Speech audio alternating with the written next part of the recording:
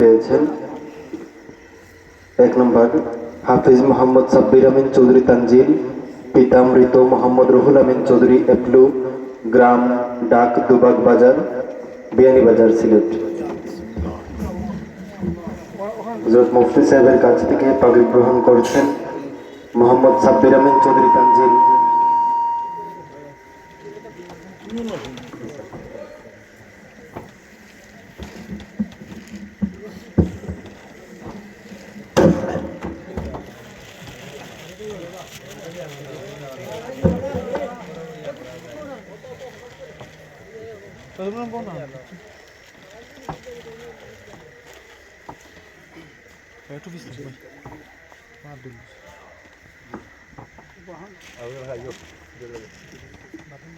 দুই পাগড়ি গ্রহণ করবেন হাফিজ মোহাম্মদ কুতুবউদ্দিন, পিতা মৃত গুলাবউদ্দিন, গ্রাম হামিদপুর, পোস্ট অফিস ওয়ালিয়া বাজার, জগন্নাথপুর, সুনামগঞ্জ।